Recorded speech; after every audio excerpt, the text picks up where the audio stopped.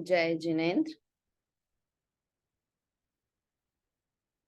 निज स्वरूप को परामरस जामे भर्यो अपार, वंदो परमानंदमय समय सार अविकार। कुंद कुंद मुनि चंद्रवर अमृत चंद्र मुनीन, आत्मरसी बनारसी वंदो पद अरविंद। पंडित बनारसी दास जी कृत नाटक समय सार ग्रंथ के अंतिम प्रशस्ति अधिकार पर हम चर्चा कर रहे हैं।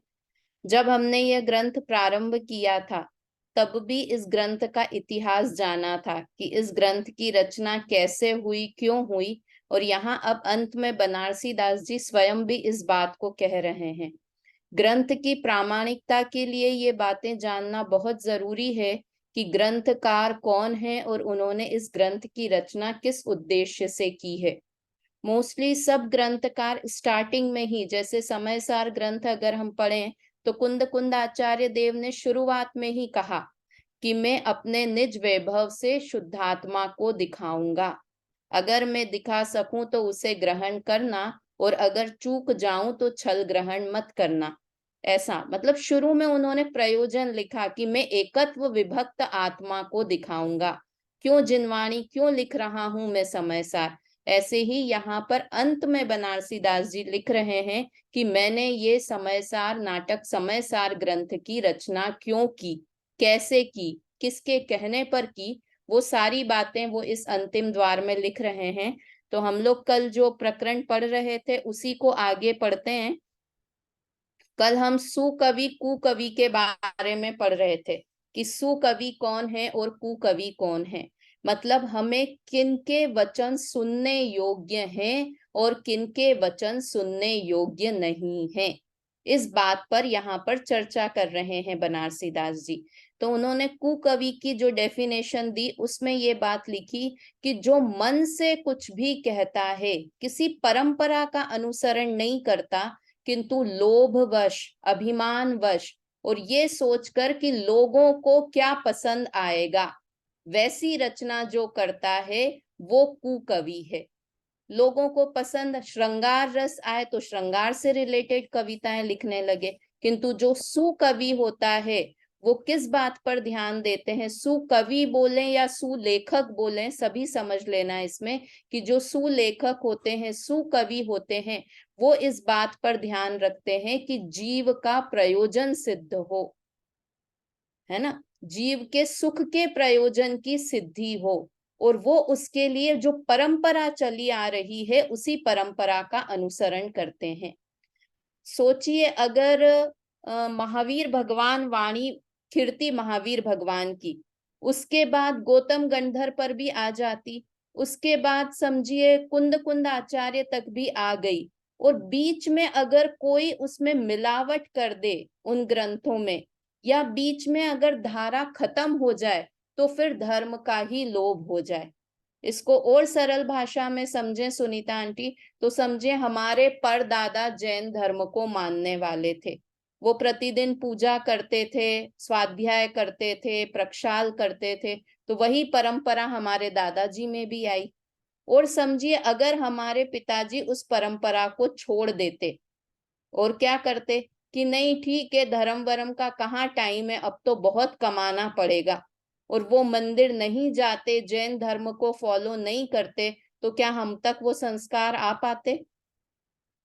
मतलब वो जो परंपरा चली आ रही है ना, इसीलिए हमारा भी दायित्व है कि हम इस परंपरा को आगे बढ़ाएं।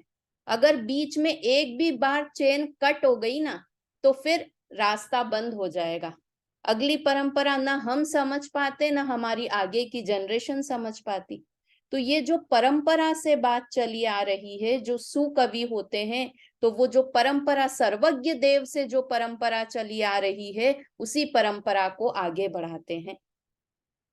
यहाँ पर हमने कल सुकवि कुकवि के बारे में पढ़ रहे थे, तो यहाँ पर एक एग्जाम्पल की तरह से दिया है ये 19 नंबर का छंद। एक मिनट, 19 नंबर, 18 तक के छंद की बात हमारी हुई थी। 18 नंबर का छंद पढ़ना है हमें, मृषा गुणगान कथन। कुकवि किस तरह के कथन करते हैं? मृषा मतलब बिल्कुल झूठे कथन करते हैं, और ये छंद पढ़ेंगे ना तो समझ में आ जाएगा कि कितना झूठ बोलते हैं। कुकवि मतलब मिथ्या वचन किस तरह के होते हैं, किस तरह से लोगों को भ्रमित किया जाता है, ये इस छंद को पढ़कर समझ में आएगा। पढ़ते हैं, सवैया इकतीसा है। मांस की ग्रंथि कुछ कंचन कलस कहे, कहे मुख चंद सो सलेश माको धरु है। हाड़ के दसन आई होरी मोती कहे, ताही मांस के अधर होठ कहे बिंबु फरु है। हाड़ दंड बुझा कहे, कोल नाल काम दूजा, हाड़ ही के थंबा जंघा कहे रंभा तरु है। यो ही झूठी जुगती बनावे और कहावे कवि, ये ते पर कहे हमें शारदा को बरु है। यहाँ पर श्रृंगार रस का वर्णन करते हुए कवि कहते हैं, कुकवि किस तरह से वर्णन करते हैं उसकी बात कह रहे हैं।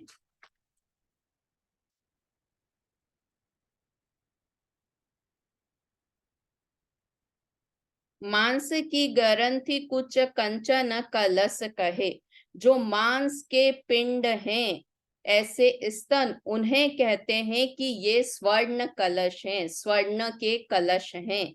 कहे मुख चंद सो सलेशम को धरु है, जो कफ के, श्लेषम मतलब कफ, कफ के घर हैं, उस मुख को कहते हैं कि यह चंद्रमा है। हाड़ के दसन आही मुख आही हीरा मोती कहे ताही, जो हड्डी से बने हुए हैं, जिस हड्डी को हम रात में देख लें तो डर जाएं कि ये कैसी हड्डी है, तो उस हड्डी को कहते हैं कि देखो इसके दांत कैसे हैं, हीरे मोती के दांत है, हीरे जैसे दांत हैं। मतलब यहाँ पर स्त्री के शरीर का वर्णन कर रहे हैं कि कुकवि वास्तविकता क्या है, शरीर कैसा है, मांस के डले हैं, और उसे कहते हैं स्वर्ण के कलश है। कफ से भरा हुआ मुख है, और कहते हैं कि चंद्रमा जैसा तुम्हारा मुख है। हड्डी से बने दांत हैं, और उसे कहते हैं कि देखो कैसे हीरे मोतियों जैसे दांत हैं। मतलब वास्तविकता क्या है और कहते क्या हैं। वास्तव में इतना नव द्वार भय घिनकारी, अस देह करे किम यारी। सुकवि होगा तो ये वर्णन करेगा कि अरे इसमें से तो गंदे, ये तो नलियां हैं, नालियां हैं, जिसमें से मल बहता रहता है। सुकवि ऐसा वर्णन करेगा, मतलब जो वास्तविकता है वो दिखाएगा। और कुकवि क्या कर रहे हैं, जो लोगों को पसंद आए ऐसी बात कहते हैं। कहते हैं ना, जो तुमको हो पसंद वही बात कहूंगा, तुम दिन को अगर रात कहो तो रात कहूंगा। ये समझदारी है या मूर्खता है? ये तो खुश करने के तरीके हैं कि कैसे सामने वाला खुश हो जाए। और कुकवि की क्यों कविताएं चलती रहती है? क्योंकि अनादि से विषय की कथा सुनी है, अभ्यास की है, अनुभूति में है, इसलिए वो सुनना अच्छा लगता है। तो कोई इस तरह से वर्णन करे। अभी देखो, अगर अपन इन जनरल भी देखें तो अगर कोई यूट्यूब पे खाना बनाने वाले लोग होते हैं, उनको फॉलो करने वाले कितने लोग होते हैं, और धर्म की बात को फॉलो करने वाले कितने लोग होते हैं, है ना। तो ये जो, क्योंकि अनादि से भोजन में रुचि है, तो इसलिए उसे सुनने वाले लोग भी अधिक होते हैं। तो कुकवि ऐसा वर्णन ही क्यों करते हैं कि वास्तविकता तो शरीर की ये है, किंतु वो इस तरह का वर्णन कर रहे हैं कि लोगों का अट्रैक्शन पाने के लिए, जो ये शुरू में बात की ना, अभिमान के लिए, प्रशंसा के लिए, कि लोग मेरी कविताएं पढ़ें, इसलिए जो सच्चाई है वो नहीं बताते हैं, किंतु जो लोगों को पसंद आए ऐसा वर्णन करते हैं। तो ये हड्डी के बने हुए दांतों को कहते हैं कि देखो हीरे मोती है। मांस के अधर होठ कहे बिंबु फरु है। मांस के बने हुए होठ हैं और उसे कहते हैं यह तो बिंबा फल है। बिंबा फल होता है एकदम लाल होता है। तो ऐसे तेरे तुम्हारे होठ लाल लाल होठ हैं, बने किसके हैं? मांस के, किंतु उन्हें बिंबु फल की उपमा देते हैं। हाड़ दंड भुजा कहे कोल नाल काम धुजा। ये जो भुजाएं हैं, हाथ हैं, ये दोनों हड्डियों से काम बने हुए हैं, है ना, हड्डी और मांस के बने हुए हैं, किंतु इन्हें कानोल और काम ध्वजा कहते हैं। कामदेव की ध्वजा कहते हैं कि तुम्हारे हाथ कैसे हैं, मानो कामदेव की ध्वजा हो, है ना। और ये कोल नाल मतलब कमल की नाल, कमल की डंडी होती है ना, वो कैसी होती है? एकदम कोमल सी, पतली सी। तो उस तरह की उपमा उसे देते हैं। हाड़ी के थंबा जंघा कहे रंभा तरु है। और जंघाएं कैसी हैं, जांग कैसी हैं, कि वास्तव में तो वे हड्डी से बने हुए खंबे हैं, किंतु उसे कहते हैं कि ये तो केले के वृक्ष के समान सुंदर तुम्हारी जंघाएं हैं। मतलब अपवित्र चीज को भी पवित्र कहकर लोगों को भ्रमित करना ये कुकवियों का काम है। और वास्तव में बनारसी दास जी ये क्यों कह रहे हैं? क्योंकि बनारसी दास जी को जब तक धर्म का प्रेम नहीं था, उन्होंने श्रृंगार रस की बहुत कविताएं लिखी और बहुत सुंदर कविताएं लिखी, किंतु जब उन्हें ज्ञान हो गया कि ये तो गलत काम में कर रहा हूं, इससे तो लोगों का और बंध बढ़ेगा, लोग पाप में जाएंगे, तो उन्होंने वो सारी रचनाएं गोमती नदी में बहा दी ना। जब जाग जाओ तभी है सवेरा। तो उन्हें जब समझ आ गया कि ये चीज गलत है, तो उन्होंने सारी वो कविताएं बहा दी और बाद में अध्यात्म में मग्न हो गए, है ना। फिर याही झूठ जुगति बनावे और कहावे कवि। इस तरह की झूठी कविताएं, झूठी बातें बनाते हैं, ये ते पर कहे हमें सारदा को वरु है। और इतने पर भी करेला और नीम चढ़ा इतनी गलत बात कहते हैं और कहते हैं कि हमें तो सरस्वती का वरदान प्राप्त है, इसलिए हम इतनी अच्छी कविताएं करते हैं। अब एक तरह से देखें तो वास्तव में जब हम इन कविताओं को पढ़ते हैं, क्योंकि हमें भी अनादि का मिथ्यात्व है, तो लगता है हाँ है, तो सुने तो किसको किस चीज की उपमाएं दी हैं। आंखें कैसी है, मृग नयनी के समान आंखें हैं, बाल कैसे हैं, काले नाग के समान बाल हैं। इस तरह के गाने सुनना भी हमें अच्छे लगते हैं। तो ये हमारी विषय कषाय की तरफ प्रवृत्ति बताती है।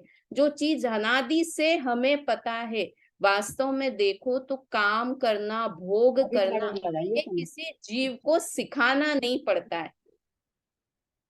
जो जानवर होते हैं ना, तिर्यंच होते हैं, वो भी ये सारे काम कर लेते हैं। कुत्ते को देखते हैं हम, सड़कों पर घूमते रहते हैं, तो उन्हें कैसे काम सेवन करना, कैसे भोजन इकट्ठा करना, किसने ट्रेनिंग। आप म्यूट कीजिए, किसी का अनम्यूट है, म्यूट कर लीजिए।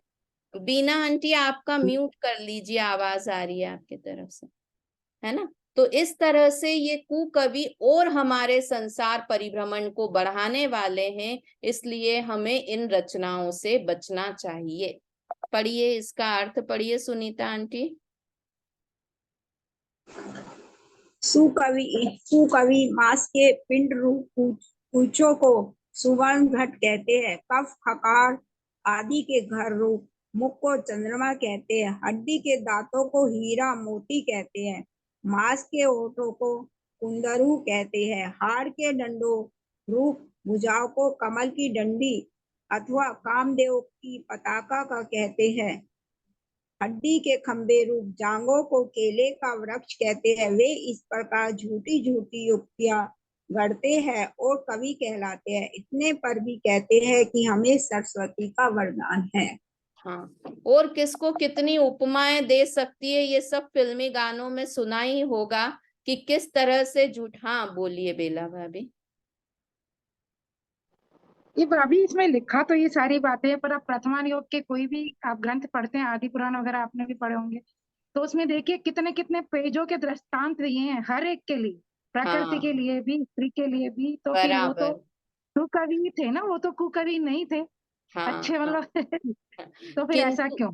हाँ देखो, बहुत अच्छा प्रश्न किया बेला भाभी ने कि जब हम प्रथमानी योग का ग्रंथ पढ़ते हैं, रामायण पढ़ें, तो सीता के रूप का इतना सुंदर वर्णन है कि सीता इतनी रूपवान थी।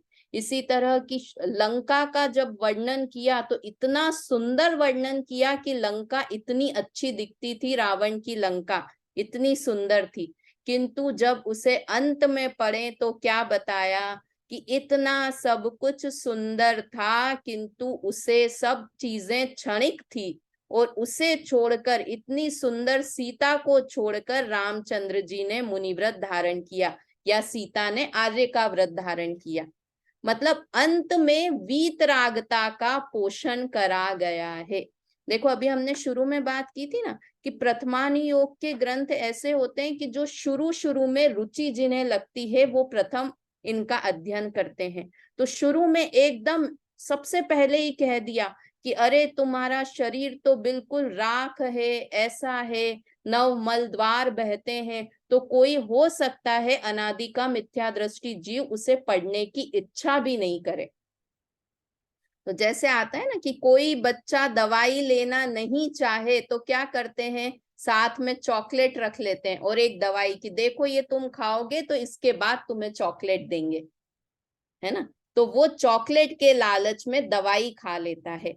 तो दिखाना तो वीतरागता है, किंतु जो हमारी अनादि से हम जो सुनते हुए आए हैं उस बात से शुरू करके और अंत में वीतरागता तक पहुंचाते हैं, है ना। देखो, सुकवि और कुकवि में बेला भाभी एक सबसे बड़ी बात है इंटेंशन का फर्क।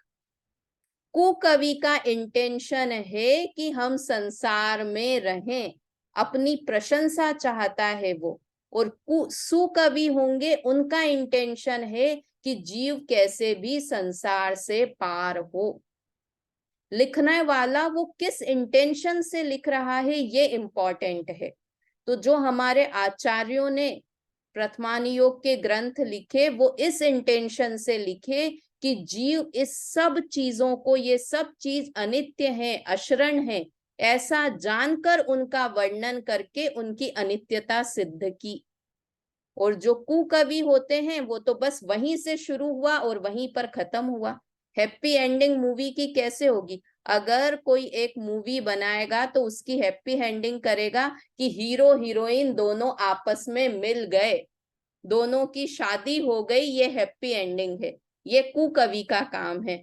और अगर हमारे मुनिराज या कोई विद्वान इस चीज को लिखेगा तो हैप्पी एंडिंग कहाँ करेंगे कि दोनों ने छोड़कर तपस्या धारण की, ये हैप्पी एंडिंग है ना। शुरुआत तो दोनों की सेम है, क्लाइमेक्स तो सेम है, किंतु एंडिंग कैसे करी इस पे डिपेंड करता है। तो उनका इंटेंशन सही था, इसलिए वो वर्णन को भी पढ़ने में, पर अगर हम, ये हमारी गलती है कि अगर हम प्रथमानी योग के ग्रंथ पढ़ें, जब शुरू में पढ़ते थे हम, तो जहां स्टोरी स्टोरी आई उसे पढ़ लें, और जहां पर आया मुनिराज ने उपदेश दिया कि आत्मा अनादि अनंत है, अनंत गुणों की खान है, तो वो सारी चीजें दर दर दर दर दर दर करके नीचे आ गए। फिर क्या हुआ राजा का, फिर श्रेणिक राजा का क्या हुआ? तो ये तो हमारे पढ़ने के ऊपर हुआ मंगला जी कि हम क्या पढ़ते हैं और क्या ग्रहण करते हैं। मैम सच में मैं बोलूं, मुझे भी ऐसे ही भाव हुए थे कि जब हम्म मैंने पद्म पुराण पढ़ा तो बीच में से छोड़ दिया क्योंकि मुझे बिल्कुल अच्छा नहीं लगा। सच में बोलती हूँ। और बाद में जब संजू जी से सुना तो लगा कि नहीं, मेरी गलती थी, मुझे ऐसा नहीं देखना चाहिए था। तो फिर भी मन नहीं होता है कि ये पढ़ सकूं मैं। मेरी गलती है मगर मैं नहीं पढ़ सकती मैम। देखो, दो बातें हैं इसमें कि कभी भी किसी भी ग्रंथ के प्रति हीन भावना नहीं होनी चाहिए, है ना। कि कोई भी ग्रंथ न किसी प्रवचनकार के प्रति और न किसी ग्रंथ के प्रति, बिल्कुल ये हमारे, हमें बिल्कुल बहुत बिल्कुल। जीवन में इस चीज की कि कोई ये छोटा बच्चा भी अगर धर्म की बात कर रहा है, कोई भी विषय चल रहा है, नमोकार मंत्र का अर्थ ही बता रहा है, तो उसे रिस्पेक्ट से सुनना चाहिए। वैसे ही शास्त्रों के बारे में है। क्योंकि क्या होता है कि अगर जब हम अध्यात्म के ग्रंथ जैसे जैसे पढ़ने लगते हैं ना, समय सार पढ़ने लगेंगे, तो हमें लगेगा अरे ये प्रथमानुयोग तो बहुत नीचे वाले लोगों के लिए है, हम कहाँ प्रथमानुयोग पढ़े, अब हम तो समय सार पढ़ने वाले हो गए हैं, है ना। तो ऐसा नहीं, इसलिए मैं मेरी गलती मानती हूँ मैम। हाँ नहीं नहीं सही कह सच रहे में। हैं आप, आपके ही साथ नहीं सबके साथ ऐसा होता है। देखो एक बार मैं जब बहुत छोटी थी, अपना ही बताती हूँ, तो सुमत भाई साहब से बात हुई मेरी, सुमत प्रकाश जी तब उज्जैन में आते थे और मेरी शादी भी नहीं हुई थी उस समय। तो उनसे बात करते तो हम लोग ऐसे पूछते कि आपने ब्रह्मचर्य व्रत ले लिया तो आप पूरा दिन क्या करते हो, मतलब ब्रह्मचर्य बहुत मुश्किल काम है कि आप बिल्कुल विकथा नहीं करेंगे, बिल्कुल मूवी नहीं देखेंगे, सिर्फ ग्रंथ का अध्ययन ही करेंगे, सामायिक ही करेंगे। तो उन्होंने क्या कहा कि ऐसा नहीं है कि हम पूरे दिन ग्रंथ ही पढ़ते रहते हैं, हमको भी उपयोग बदलना होता है। पर उपयोग बदल के क्या करते हैं, उन्होंने अपनी ड्राइंग बताई, वो बहुत सुंदर ड्राइंग करते थे। तो उन्होंने गुरुदेव ये आचार्यों के ड्राइंग बनाई, जिन मंदिर बनाया, तो ये सब कार्य भी तो कर सकते हैं ना। तो हम पूरे समय अध्यात्म के ग्रंथ नहीं पढ़ पाते क्योंकि उसमें उपयोग को बहुत सूक्ष्म करना पड़ता है। तो जब हमारा उपयोग बहुत सूक्ष्मता से नहीं लगे तब हम इन ग्रंथों को पढ़ सकते हैं, क्योंकि तब पाप से बचने के लिए तब हम 3 घंटे की मूवी देखें या मैना सुंदरी का नाटक देख लें, बेला भाभी क्या अच्छा है, मैना सुंदरी का नाटक देखना ज्यादा अच्छा है बजाय किसी फिल्म के देखने के, है ना। और ये इन ग्रंथों की यही उपयोगिता है कि हमारा हमेशा करना नहीं योग करा तो बहुत सूक्ष्म उपयोग करना पड़ेगा, तो हम नहीं कर पाते हैं। और देखो ये भी बात है, और कई बार जब हम बीमार होते हैं, हमारे सर में दर्द है, अब मैं उस समय आपको नाटक समय सार पढ़ने को कहूं तो आपका 1% मन नहीं लगेगा, है ना। क्योंकि अरे इतना सर दुख रहा है तो कुछ हल्का फुल्का, तो उस समय हम लेटे हुए भी हैं, हमारा सर्जरी हुई है, हम कोई भी किसी भी तरह बीमारी में है, लेटे हुए हैं, तो कोई भी रविंद्र भाई के भजन लगा लिए, अंतर्ध्वनि के भजन लगा लिए, तो उसमें उपयोग लग जाता है ना। तो जिस समय हमारा जिसमें उपयोग लगे, और ये अलग अलग तरह के ग्रंथ इसीलिए लिखे गए हैं कि जिसमें उपयोग लगे, आप ग्रंथों से बाहर नहीं भटकें, ग्रंथ के अंदर ही घूमते रहें, इस उद्देश्य से अनेक तरह के ग्रंथ लिखे गए हैं, है ना। तो इसलिए उनकी भी देखो चारों ही अनुयोग की, जब अगर एक कॉमन बात क्या है चारों अनुयोग में, चाहे प्रथमानुयोग हो, द्रव्यानुयोग हो, कर्णानुयोग हो, चरणानुयोग हो, कि अंत में वीतरागता का पोषण होता है। और हम ग्रंथ पढ़ते ही क्यों है बीना आंटी, कि हमें वीतरागता प्रकट करनी है। इसलिए अनुयोगों में से वही हमारी दृष्टि कैसी है, हम किस चीज पे अटक जाते हैं, वो बात है। चलिए 19 नंबर का छंद पढ़ते हैं, अंतिम छंद है ये 19 नंबर का छंद। उसके बाद चर्चा चेंज होगी कि कुकवि और सुकवि के बारे में और क्या कहते हैं। मिथ्यावंत कवि कुकवि जे प्राणी, मिथ्या तिन की भाषित वाणी, मिथ्यामति सुकवि जो होई, वचन प्रवान करे सब कोई। देखो यहाँ बहुत अच्छी बात कही कि जो मिथ्या दृष्टि हैं वो कुकवि हैं, और जो मिथ्या दृष्टि हैं उनकी भाषा भी मिथ्या ही होगी, जो जैसा होगा वैसा वचन बोलेगा।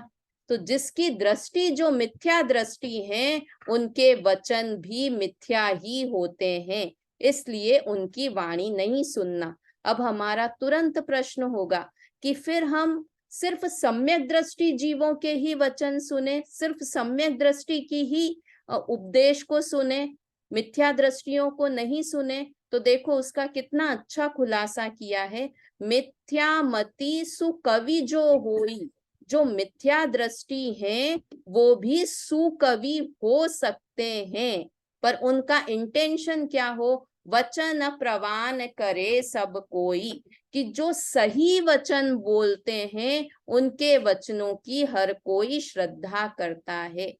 हम वास्तव में तो कोई मिथ्या दृष्टि है या सम्यक दृष्टि है, हमें किसके वचन सुनना, हम ये बाहर से पता भी नहीं लगा सकते हैं, है ना। किंतु हम थोड़ा बहुत सुनेंगे, जिनका इंटेंशन सही हो उनके वचन हमें सुनने हैं। कैसा इंटेंशन, कि हम संसार में भटके नहीं, संसार से निकलने का मार्ग जो बताए उनके वचन हमें सुनने योग्य हैं, है ना। पढ़िए इसका अर्थ, बीना आंटी पढ़िए इसका अर्थ। जो प्राणी मिथ्या दृष्टि और कुकवि होते हैं उनका कहा हुआ वचन असत्य होता है, परंतु जो सम्यक दर्शन से संपन्न तो नहीं होते पर शास्त्रोक्त कविता करते हैं, उनका वचन श्रद्धान करने योग्य होता है। हाँ, मतलब जो सर्वज्ञ के अनुसार अपने वचन कहते हैं उनका श्रद्धान करने योग्य है। समय सार ग्रंथ में कुंद कुंद आचार्य देव ने 40 बार ये शब्द लिखे कि मैं जो सर्वज्ञ देव कहते हैं वैसा कहता हूं। मतलब होता है ना, किसी बड़े का हाथ हमारे सर पर हो तो हम आराम से कोई बात कह सकते। कुंद कुंद आचार्य जैसे विद्वान समर्थ आचार्य बार बार सर्वज्ञ देव को 40 बार याद किया उन्होंने समय सार ग्रंथ में, और क्या कहकर कि ये मेरे वचन नहीं है, ये सर्वज्ञ देव के वचन हैं जो मैं तुम्हें बता रहा हूं, है ना। तो वो सुकवि हैं जो कि शास्त्र के अनुसार वचन कहते हैं। अगला एक और छंद है, मुझे लगा 19 तक ही है, 20 तक है, एक छंद और पढ़ते हैं।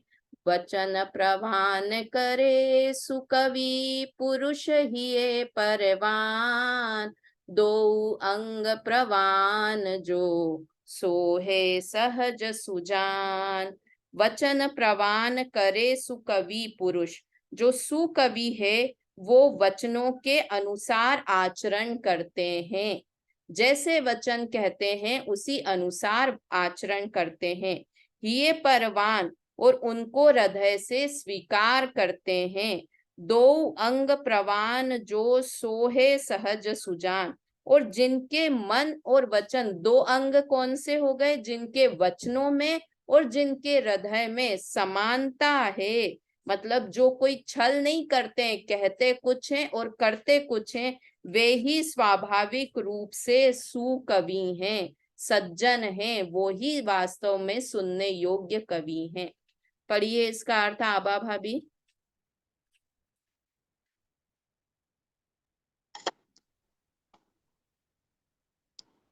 जिनकी वाणी शास्त्रोक्त होती है और हृदय में तत्वात श्रद्धान होता है, उनका मन और वचन दोनों प्रामाणिक है और वे ही सुकवि हैं।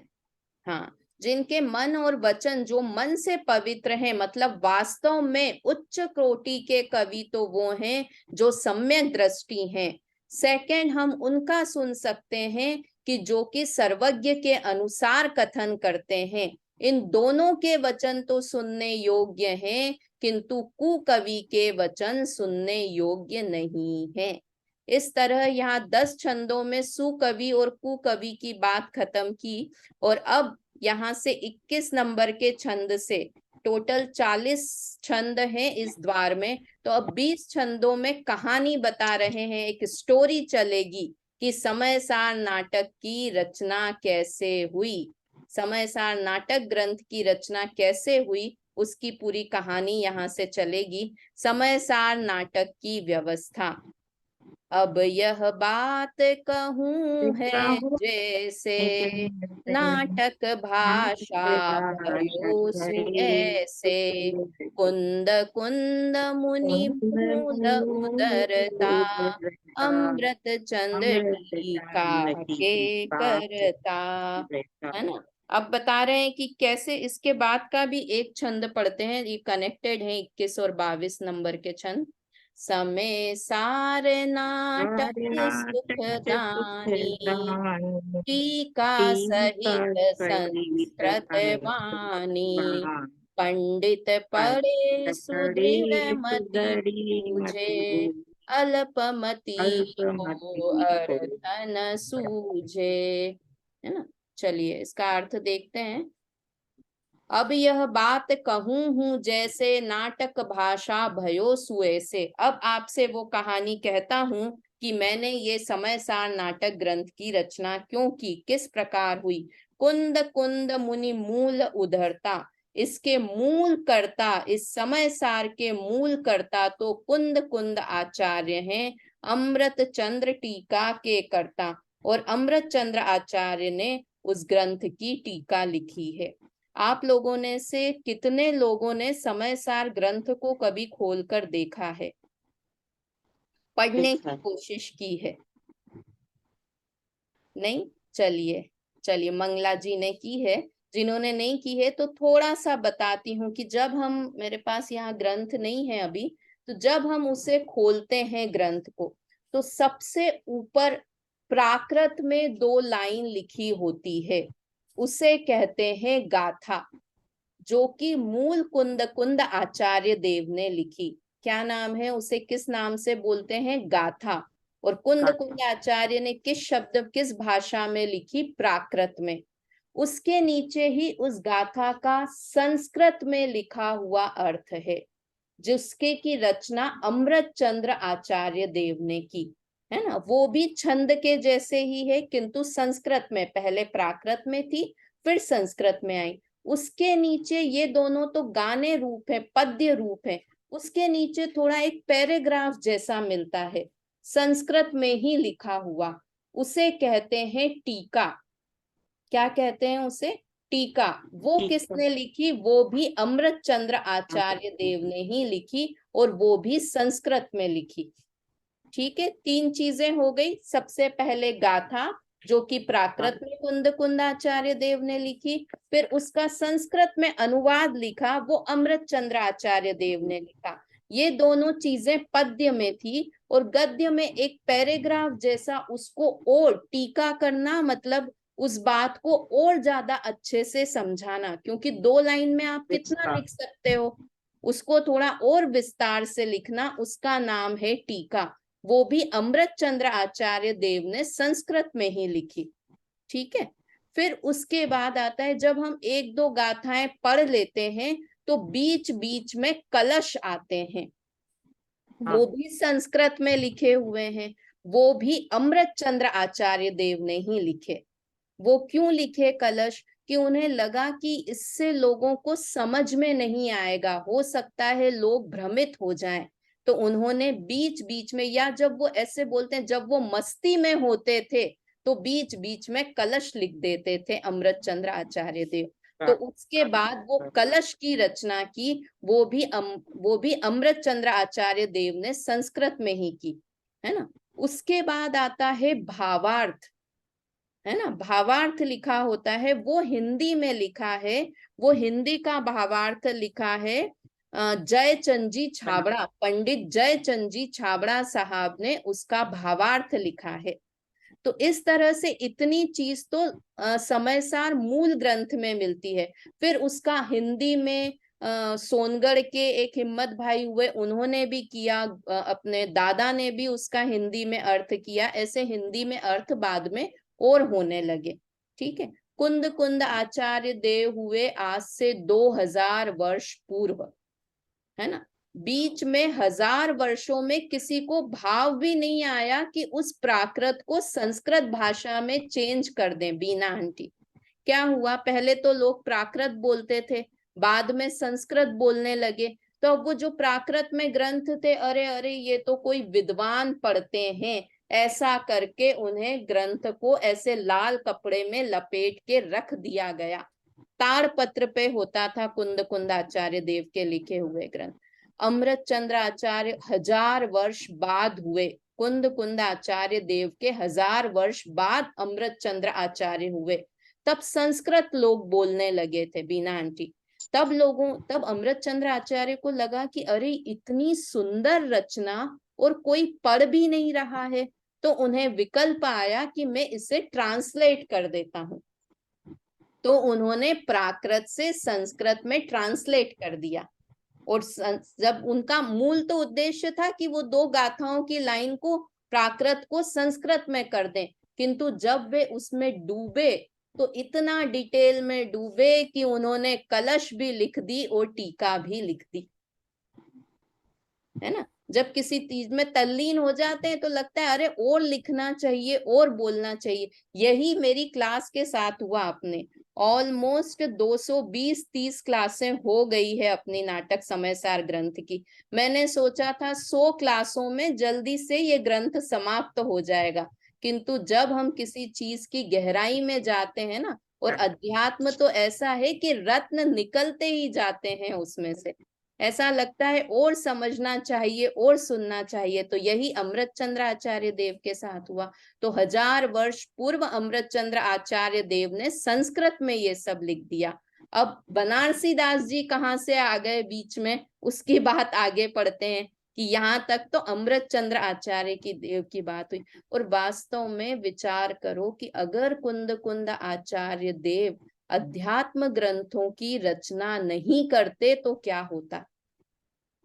हम भी मात्र क्रिया कांड में, जैसे अन्य धर्म वाले होते हैं ना, पूजा पाठ की और हमने धर्म कर लिया, थोड़ा सा ग्रंथ बांच लिया और हमने धर्म कर लिया, मतलब मोक्ष मार्ग ही खत्म हो जाता अगर कुंद कुंद आचार्य देव नहीं होते। इसलिए हम सबसे पहले सब लोग कोई भी मंगल कार्य करते हैं तो क्या बोलते हैं, मंगलम भगवान वीरो मंगलम गौतमो गणी मंगलम कुंद कुंदाध्यो जैन धर्मोस्तु मंगलम।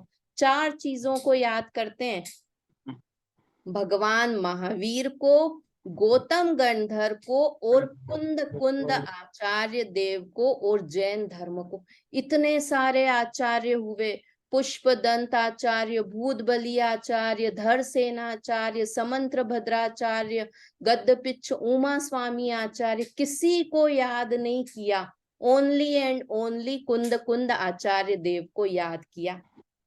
मतलब उनमें दम था, उन्होंने ऐसा कुछ कार्य किया था जिससे मोक्ष मार्ग आगे बढ़ता चला गया।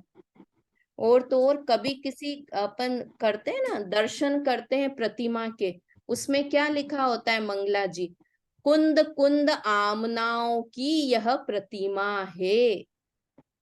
जितना उनका श्रद्धान दृढ़ था ना आरती जी, उतना ही उनका चारित्र भी दृढ़ था कुंद कुंद आचार्य का। मतलब उनको शिथिलता बिल्कुल भी मंजूर नहीं थी।